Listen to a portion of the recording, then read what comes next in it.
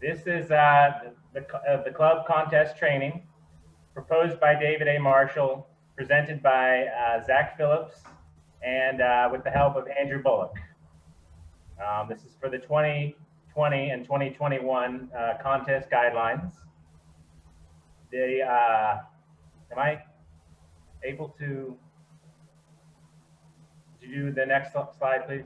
Okay. I think you all either got your rule book, either in PDF form or printed it out or both. And most of you have gone over the rules, some more than others. But I mean, this is sort of like a breakdown for all the rules, you know, as like in like a bullet point sort of fashion. 2020 and 2021. Next slide. All right. This is for New Beginnings Toastmasters. We're doing the international speech and the tall tale contests. The international speech is much like regular speeches. Well, a lot of our speeches, especially the L1, or sorry, the L2 and the L1, it's 5 to 7 minutes in length. It's competition on the club level, the area level, the division level, the district level, the regional quarterfinal, semifinals, and finally the finals. And you get to select your own topic, and only the international speech contest can progress past the district level. So this other one, the tall tale speech, after the district level, there's no more competition for that. But the tall tale speech for this year is 3 to 5 minutes in length. The contestant presents a speech on a topic that is highly exaggerated and improbable in theme or plot, and he or she may use humor and props to support or illustrate the speech. A little bit about eligibility. For all contests, not just the ones that New Beginnings is doing, it's a paid member of a club in good standing. And good standing, Andrew, is what? It's like, So a club in good standing has a minimum of 8 members. It is not suspended. And it remains in good standing through both dues periods in the Toastmasters year. Thank you, thank you. The international speech, you should have completed your L1 and your L2 speech levels and maintain eligibility at all contest levels. And you can compete in both contests that are given. Next slide. I do have a quick question, Zach. Yeah. I think that you have to have an L1 and an L2 for international. Do you have to have that for tall tales? Yes. No. No? Okay, all right. Tall tales is the only requirement is that you are a member in good standing. Okay. The international speech is required level 1 and level 2 completed. All right, thank you. Okay, here's some of the both the required and optional things that you can do for your committee, your 2020, 2021 contest committee members. And that's the contest chair. This year it's going to be me, Zach Phillips, and I am in charge of overall responsibility for contest planning. Co-contest chair is optional, and it's to assist with the contest chair. Another optional one is contest master, and that's sort of like the Toastmaster of the contest. There's going to be a chief judge, and that's the judge in charge, and he or she chooses all of the judges. And it's 5 chosen judges, and they're going to remain anonymous. And they're the voting judges, and it's also there's a tiebreaker judge. 2 optional members are the sergeant at arms, and one is supposed to be like a Zoom master, and he or she maintains contest order. And then there's the ballot counter. There's 2 of them, and they both collect and count ballots with the chief judge. And there's 2 timer positions. One operates the timing lights, and the other one maintains the timer's log. Next slide. The dress for the contest, and that's just general contest etiquette, is, but the dress specifically is business casual dress. The background is a clean background or virtual background. Camera angle for audience participation is eye level and midsection up. So no heads too close. Don't get on your iPhone and like point it like directly at your face. If facial expressions are clear, not showing the contestant's entire body will not lead to a disqualification. Muting is controlled by admin only, and the contestants must be standing and fully visible while delivering speeches. Now, to clarify, the dress, there are exceptions. If your outfit is a prop for your speech, you can wear whatever is appropriate for your speech. But otherwise, you want to observe business casual dress. And as far as contestants standing, there is a stage area that you would typically use in a speech contest, but your visuals need to be seen from head to toe, and your speaking area should be easily observed. Thank you for clarification, Andrew.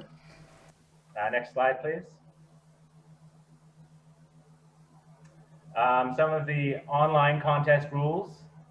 For audio, the audio must be clear and without echo, static, or other excessive noise.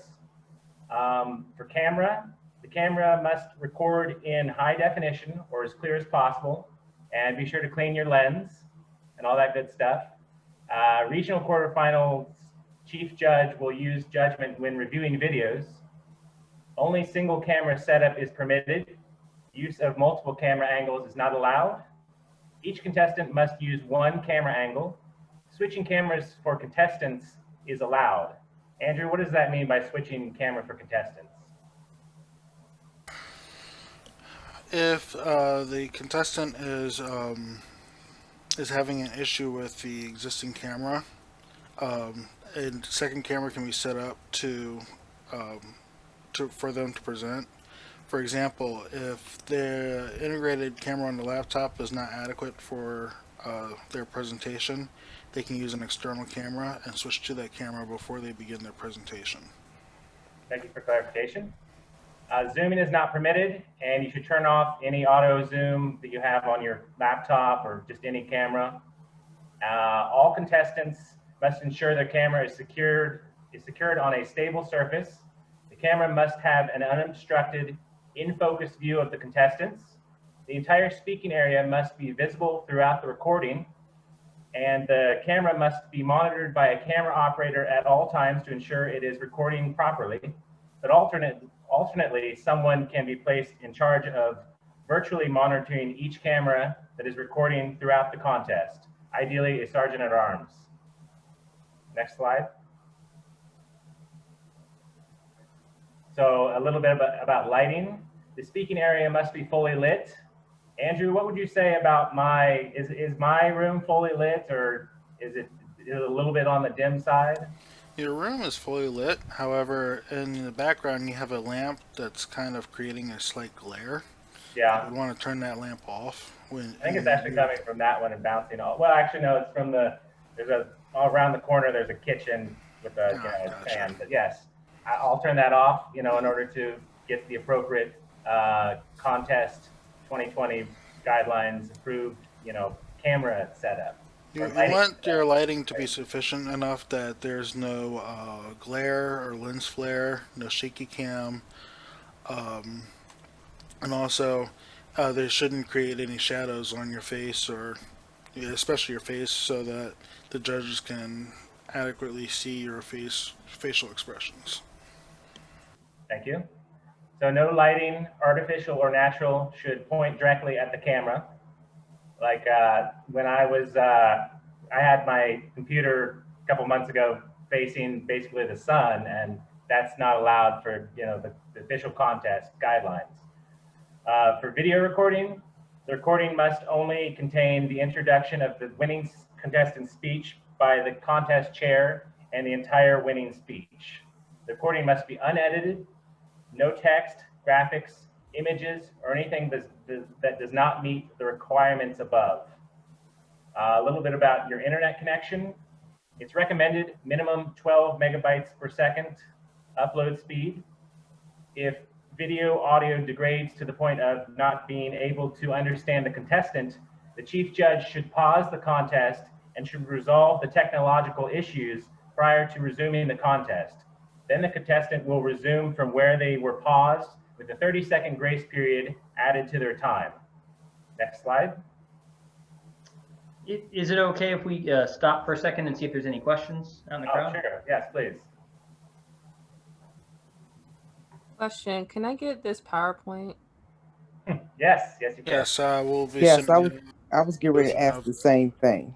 We were going to send it out at the conclusion of the meeting, so yeah. Okay, thank you so much. So I have a question. All this discussion about recording and turning in, is that required at club level contest? One of the things that was discussed in the district was that the winning speech for the club level contest would be submitted to the area directors and going up from there, just for qualification review. It's not really a requirement, it's more of a suggestion, but it is recommended. And who will be doing the recording at the district level? Is that the individual presenting, or will it be done by a It should be done consistent by area for the everyone? Zoom. It should be done by the Zoom master. So I would assume Earl Reyes or myself. Another quick question. Can this PowerPoint be added to some type of Google Drive or something like that, and shared so that a link can be added to the YouTube video for people who want to download it? I can do that. Thank you. Any other questions? I have made a couple small edits, Andrew, so I will actually forward this edition to you in another email at the end. I appreciate it. To be fair, when we were working on this presentation, I was still battling a migraine, so yes, Rob did a lot of the changes. Just to clarify, we have had issues with members in our club, such as Lee Walker, not having a significant upload speed, and everybody says, I got Cox, I got great download. When you're speaking, it's the upload that matters. So everybody should check their internet speed to see if they want to compete, if they have at least 12 megabits per second.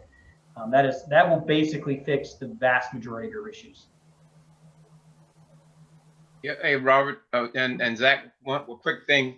In some previous meetings I was in, it was recommended if you're using your phone as your video recording item that you turn off any external items on your phone.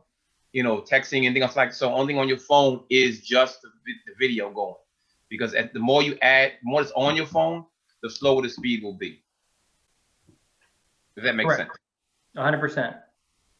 And I would say that also goes for your computer. So don't try to download, a ultra Blu-ray movie while you're trying to do a contest speech. So. Yeah, for me, I've got a lot of notification things that pop up, text and all that stuff. Turn all that off while you're giving a speech, crying out loud. Any other questions? All right, next slide, please. Okay, I'm going to talk a little bit about this is tonight. We're doing the mini contest. Contest day. Yes, exciting.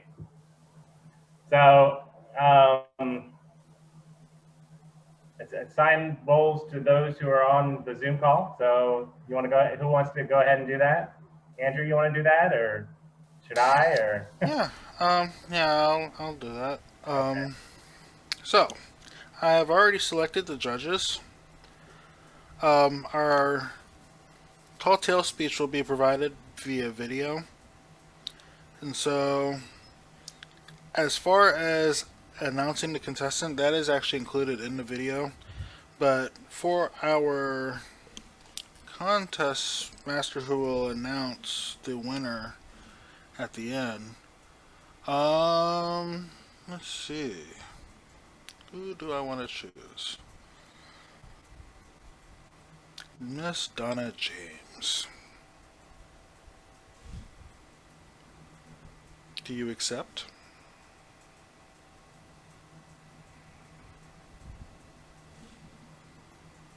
You still with us?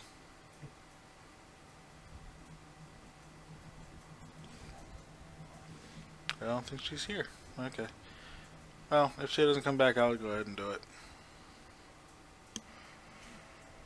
Alright.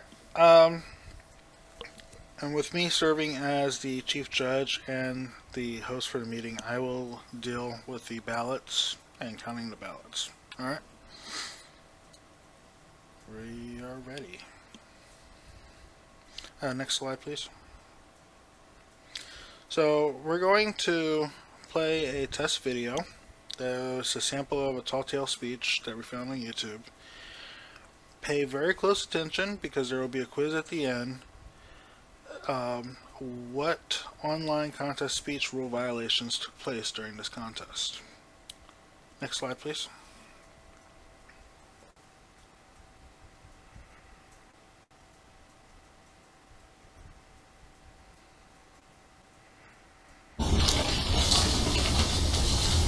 Full screen. Other side.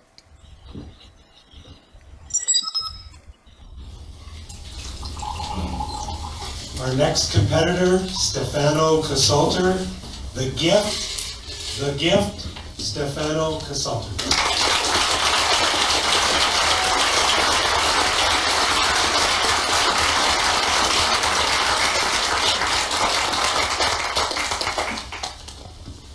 My Italian grandmother, my nonna, always used to say, it's better to give than it is to receive. Mr. Chair, fellow Toastmasters, and all the welcome guests, I've got some bad news. My nonna recently passed away. No, it's okay. She lived a long life. She was 189 years old. The reason she lived so long is she's such a religious lady. She'd get dressed up in her black dress and every single day walk to church 20 miles uphill in the snow. And that's where she'd pray for my soul because she didn't like the choices I was making in life. And she was always pointing out my imperfections. Stefano, you're too skinny. Stefano, when you gonna get married? Stefano, when you gonna have the children? Stefano, now you're too fat. Now you're too skinny. There was a constant circle of criticisms I could never escape. But I love my nonna. Before she died, I visited her in the hospital. And she gave me a little envelope and said, Stefano, take this gift and wear it so I can be with you for always. Okay, Nonna, I can do that. You know, I didn't think much of it until today, before the contest. I opened up the envelope, and inside was a gold necklace. I thought, wow, isn't this lucky? This is going to be my good luck charm for the contest. As I put it on, I did the clasp up, and something happened. All the lights went out in the house. I felt a cold chill rack my body, and then bam, right before me, 12 feet tall, bathed in the holy light, and a black dress. Was Nonna. Stefano, now I know you've been a bad boy. I couldn't believe it. Here was Nonna back to criticize me from beyond the grave. Stefano, you died like this. I smell the devil weed on you. Marijuana. But Nonna, I got a ride earlier from Gene Vickers. He said it was medicinal for growing hair.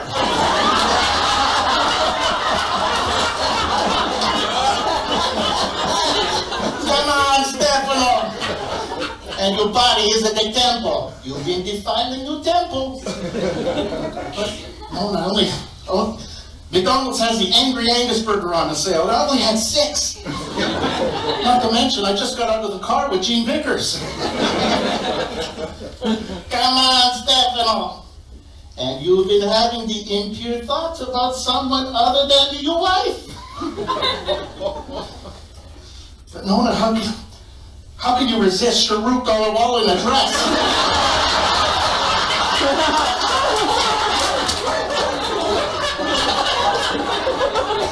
Come on, Stefano. You know listening to me your whole life. Now I'm going to show you what's to come. She reached down with her big hand and grabbed my arm and pulled me down, down, down. When I opened my eyes, I was on a rocky outcrop. Where was I? Looking down below, I saw a sea of lava and molten magma. Inside, there were bodies reaching out, screaming and writhing. Oh my gosh, there's Charles Manson, the serial killer. There's Gene Vickers smoking devil weed. The entire membership of Rocky Point Toastmasters. I was in hell. Just as I realized that, there was a big puff of smoke beside me. And there, standing there, was the devil himself, Donald Trump.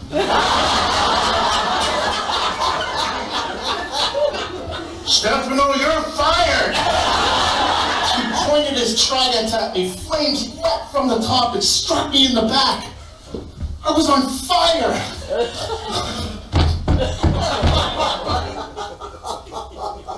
My jacket's not on fire. I was back in my room. I ripped the necklace off in the struggle. Was it the necklace? Or just my imagination? I don't know, but I'm not eating one of the Gene Vickers brownies anymore.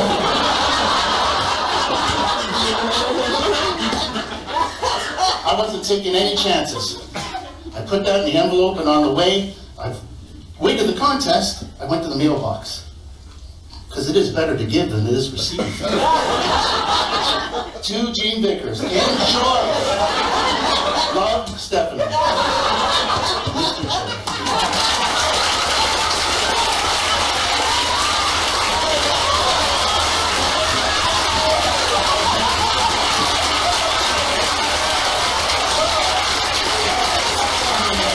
Go ahead and stop it.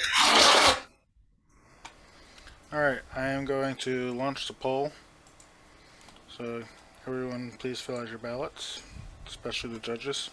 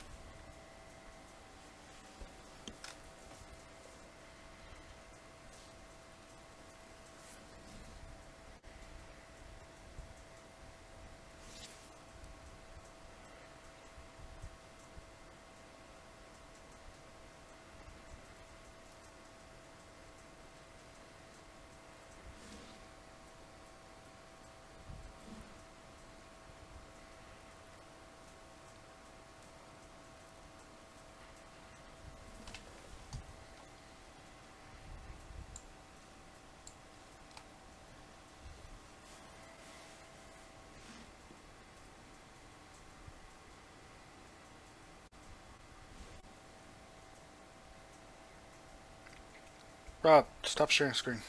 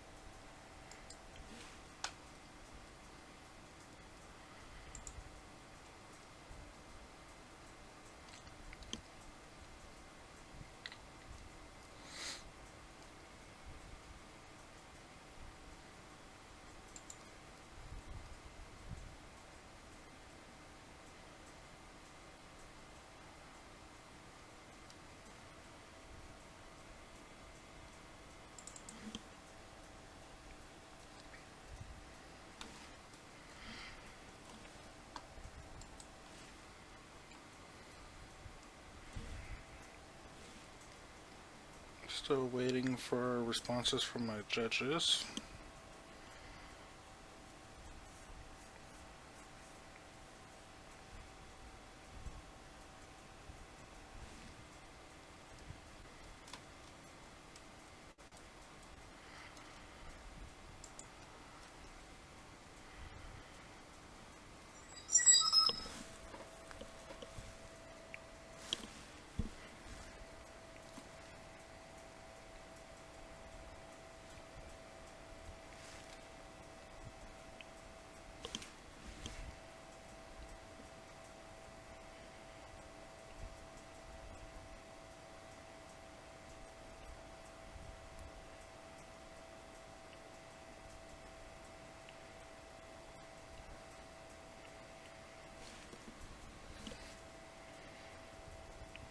Now, normally at this point in the contest, you'd actually have a Toastmaster or a contest master or a contest chair who would actually go through and talk about the contestants, who would say, hey, do some interview questions. For example, let's say that Glenn Doggett was a contestant. Glenn, how long have you been in Toastmasters?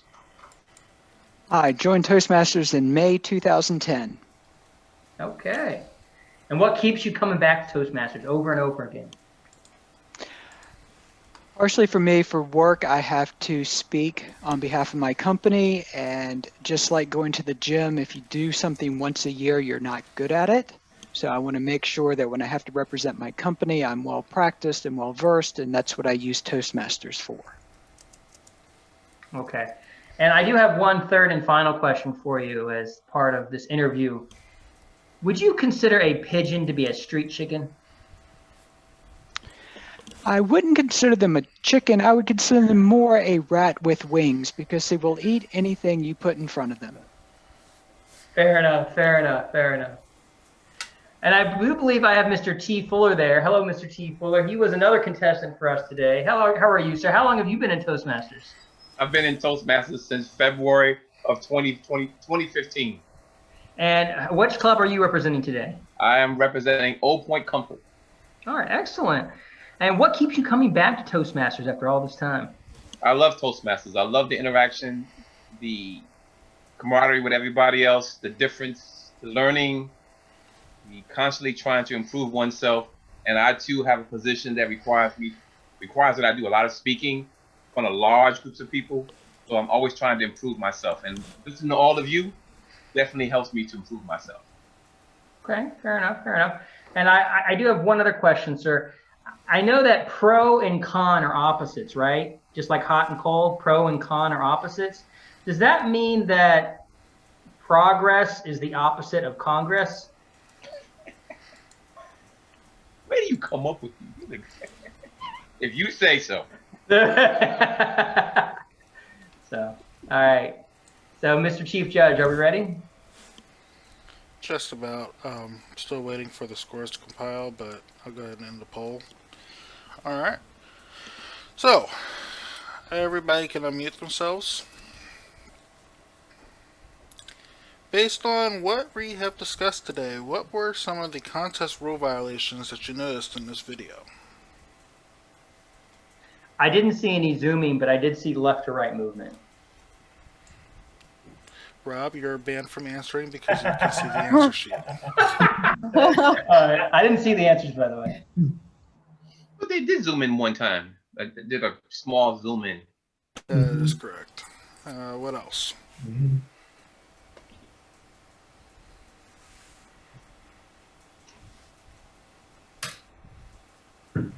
Turn back to the audience.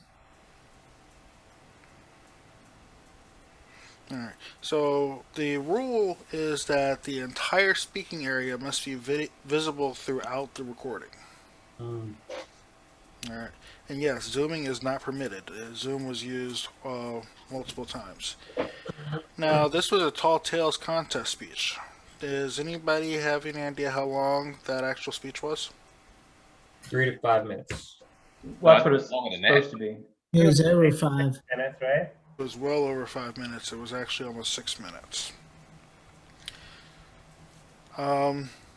Did you notice any background noise? Yeah, that's the question that I had.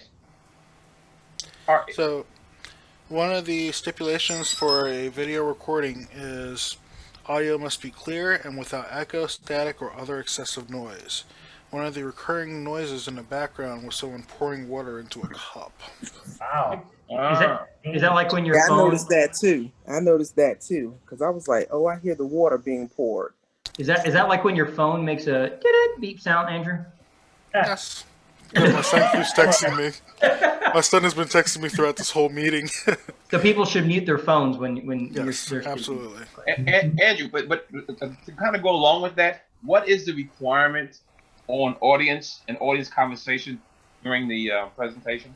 So, being that this is a fully virtual contest, there should not be an audience present on site where the person is presenting. It should be just the presenter, and if necessary, someone to operate their laptop or camera. And beyond that, there should be no one else present in the room. I thought so. Okay. There was one more thing that was noticed in the rules. For those who actually studied the rulebook, they would know this.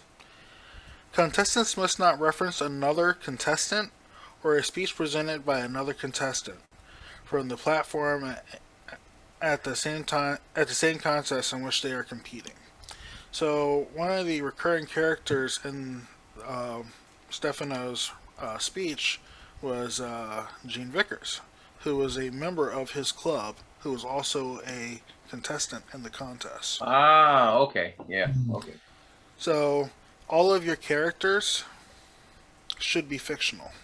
It should not be a reference to anyone else in the club or, in the contest. Yeah, but a quick question. I mean, I didn't catch it, and but did he mention that Vickers was a member of his club? He did not, but he actually mentioned him by name. Right, but just say that was a fictitious person. I'm sorry? How would we know? Yeah, how do we know that's not a fictitious person he just made up? Just like he made up his aunt. Yeah, so we did some research. Okay. David and I did some research because we wanted to verify that it wasn't a member of his club, and come to find out he was a member of his club and present for that contest. Oh, okay. Okay. Well, it doesn't mean he can't be present for the contest. You just can't reference another contestant. Yeah, right. That's what I thought. I didn't think he was a contestant. I didn't hear that. Yeah, we didn't know that.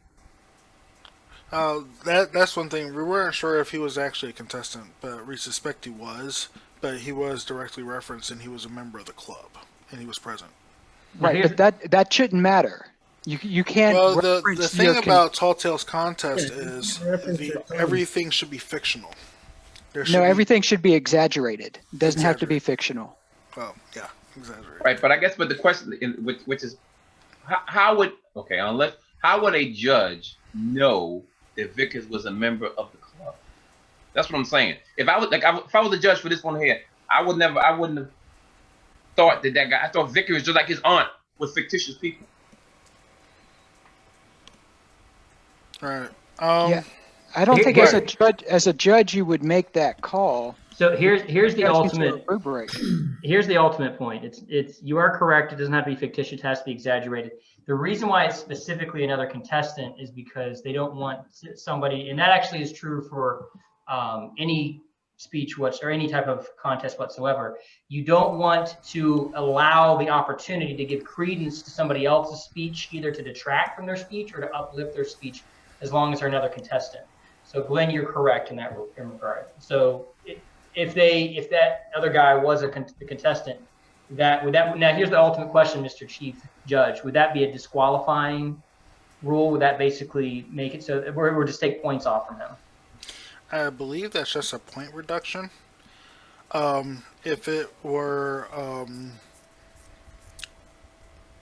challenged by one of the voting judges or another contestant, it could be grounds for disqualification. Because now that I haven't read, and I read the book a bunch of times. I haven't read that part about it being disqualification, because I guess I'm still stuck on which I know we got to get past this, on the knowledge of the person's part as a member of the club. As a if I was a judge, I'm not looking for that.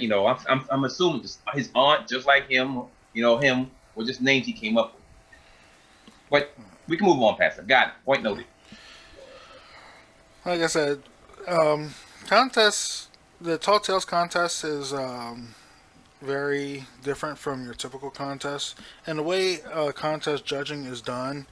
This is one of those few times where, unlike an actual speech evaluation, you actually have to grade the content of the speech, as you noted in the polls that you filled out earlier. Like, the actual content is 30% of the overall score. The build-up, the climax, organization, smoothness, the opening, the actual speech itself. So this is something where attention to the details of the speech are necessary, because you have to verify that it's completely original and that it is exaggerated with a Tall Tales contest. Now, I would assume that if we are to be judging this contest and we're using polls, that we would actually probably have 5 polls, like, one by area, as opposed to all on one sheet. Because I noticed that, for example, you had 4 areas for the top one, and that was 30%. If that's 30 points, wouldn't we want to put 0 all the way up to 30 and then note how many points they have? And then, yeah, this is just a cursory evaluation of the poll sheet, because there are not enough slots for me to put the entire scoring from 30 to 0. There's only 10 answer slots on the poll system. So are you planning to use polls for your actual judging of your contest? No. Okay. Basically,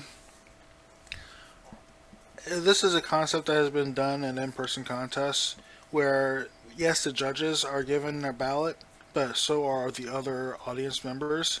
You give other people a chance to fill in their own scores and see how they stack up against the overall results that the judges file.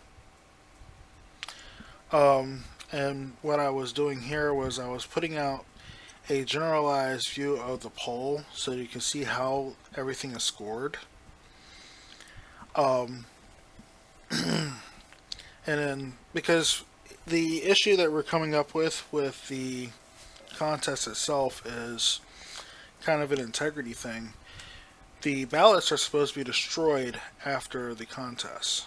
So if the judges fill out a physical ballot and then send it off, there's a copy of it and then there's the original.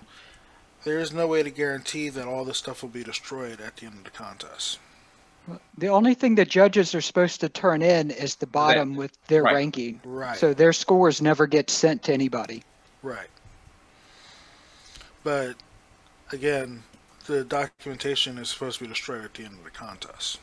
Right, but the scores by the individual judge is their responsibility to destroy. They don't turn it into the chief judge.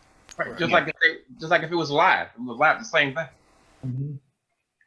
So the thing is, this is going to be a live contest. And the logistic problem that we're running into is, one, how to keep the timer invisible to the judges and the audience, and 2, how to perfect the ballots so that there's a seamless communication between the judges and the chief judge and ballot counters. Okay, just a quick thing, Andrew, on that one, which is I was in a meeting and I got another session. I want to say Thursday, but it might be Friday or this weekend. But bottom line is what they're doing. I've heard from other clubs and other districts is what they're doing is doing the judge doing their score. They're sent to a breakout room. Okay, and in the breakout room is when they do up the scores and they give it directly to the chief judge, and then they come back to the contest. So when so at the end, so during that 1 minute, whatever it is, the judges are off site. They're in the breakout room. They're not part of everybody else. I do have a question about that. If you were automatically push judges to a breakout room, wouldn't that? That would expose who the judges are. Well, correct. The judges are. Well, yes and no, because we also was told there's the same way, Rob, when we started this one, you had us put our name and then our whatever it is. There's certain things we have to put, which then identifies the individual. And like I said, I'm going to another meeting, another virtual meeting about this. That's a very specific thing about how, as a judge, the judges able to be pulled away to do their evaluation without everybody else knowing who they were. Well, So, I suppose they could rename themselves as judge, and then they could turn off their video and their audio, and then they could just take the judges away. And then by that standpoint, as long as nobody knew who actually was there besides the name judge. Judge, right. Yeah. That's what initially we were told, but we're actually going to go through it this weekend to say that's one of the things we're actually going to do, to say, okay, how they're going to, for the certain people, the judges, whatever, they won't have the name up. They will have judge 1, judge 2, judge 2, like that. And they will have a different, instead of having your face, on there, you'll have the word that says judge. They will know who you are. So go ahead, Glenn. My question with that, if you put all judges in one breakout room, the judge voting isn't anonymous anymore. That's because correct. everybody's in one room telling the chief judge, this is my ballot. And I don't want to, as a judge, I don't want to turn in any scores individually. I want to turn in my rankings at the end. So moving me out after each contestant doesn't do me any good, because I don't want to be influenced by what somebody else is going to think. And if everybody's in there, oh, that was great, all of a sudden your independence is now skewed because you've got the input of your fellow judges. If you thought they were the worst one and everybody else is clamoring for them, how are they not going to win? So this is my thoughts. When I originally read the rules, is that, and we'll have to move on after this, but my initial thoughts were, you still come on, you still turn your video off and your audio off, you still have your name listed as judge. You do not go to a breakout room, but instead you send your sheet, like Glenn's talking about, to the chief judge. Now that can be done, either you can take a picture of it with your phone and you can send a text, or you can send it over chat, or there's lots of different options there. But I know that there are different ways that you can send that information to a chief judge, and then you would stay there, and then the ballot counters and the chief judge would go into a breakout room. Yeah. They would all see the evidence, compare and contrast just the ballot counters and chief judge, and the chief judge would be the only person who ever gets to see the secret, the tiebreaker judge. Now, would that work, Mr. Fuller? Well, okay. That would actually work a lot better. No, oh no. It's just right there. What we are going to do, what was talked about, is kind of what you just said, Robert. Is that the judges will not use the chat to send in their vote. They will have to text it in. And the reason why that was decided was because of the possibility of, when you send that chat, it goes over everyone instead of that individual. So it's much easier if you have the phone number and you send directly the text to that individual. Then only the chief judge will get that text. So they're looking at that too. If you have them send an email, then the chief judge can share a screen so all the ballot counters have a clear view of what was sent. In the breakout room. Breakout room. Right. Can I just say something? I might be missing something, but I think as a judge, the only thing that anybody gets is, like they said, your bottom piece. Right. It totals up and puts who won. Nobody sees what you put on anything else. Just your total and who's first, second, and third. That's it. And then your signature. So I don't know if all of that really matters. If that's all you're doing, and then you tear up your sheet. Right. We're saying if you can't tear up your sheet because you're physically away from somebody, so you'd have to take that picture and probably email it or text it to the chief judge. You can't. They don't see the chief judge. Don't see your. To tear off the bottom part. See the last part where you total up who won and put order what they won. They don't see how you correct full sheet. Okay. Correct. Same thing. Yeah, as it always has been, the top sheet you destroy it yourself. Right. As a judge. So. All right. Okay. Well, at this time, we will announce the winner of the contest. There was a disqualification for time. There is no winner. We are not sending anyone to the next level, unfortunately. So I was looking at the way the judges, my randomly selected judges, scored. It, and Glenn brought up a really good point. It was that you could see the final score of a judge's ballot, and it would have no indication of how the judges actually scored everything. And the thing that got me was both of my judges actually got the same exact score for this speech, but the way they scored the criteria was completely different. For example, for the appropriateness, one scored 15 and the other scored 12. That's impressive, right? And then for the voice, one scored 11 and one scored 12. And then for physical, one scored... Wait a minute, one of your scores is missing, judge number 2. I'm seeing 29, 25, 11, and 15. Which one did you skip?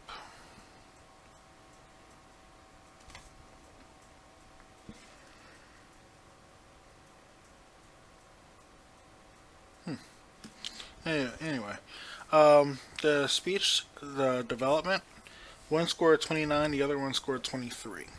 So anyway, when you take all that into consideration, like, it's impressive to see how a judge can see the same exact speech, get the same exact score, but how they scored the speech is very different. So you all saw the poll, and I can actually share this. This was the overall scoring for the polling from the audience. Now, obviously, we're not going to do this in an actual contest. We're not going to share these results. I just wanted to see how people scored this speech. And I wanted to compare that to how the judges actually scored each facet of the speech. I was running through an idea of speech. Okay, thank you.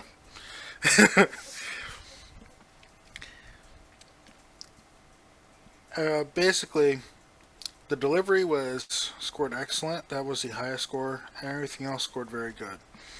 I was really impressed with this system. I wish there was a way to use the polling system to more accurately determine how everyone would poll the speech. And we're still working out the bugs, and we're still trying to figure this thing out in a virtual environment. But I figured it was worth a try to give it a shot and see where it goes. So I want to thank everyone for their participation. And Zach, back to you. Is there any other questions? Yes, Robert? I just want to say thank you, Zach and Andrew in particular. I know you, Dave, the two of you and David definitely took a lot of time and effort to put this together. I kind of added my little fairy dust at the end, but that was about it. But just so everybody knows, Zach has only been a Toastmaster since June. He has never participated in a contest. He's never even seen a Toastmasters contest, and he has agreed to chair our contest. He's going to chair the practice contest in 3 weeks, and then again, he's going to be at least a co-chair in February. So thank you, sir, for stepping up and stepping out, and I'm loving that tie. So thank you, everybody. You guys did a wonderful job. Thank you. Any other questions, comments, remarks before we take a break? No? All right, we'll take a 9-minute break. Be back right around 8:19.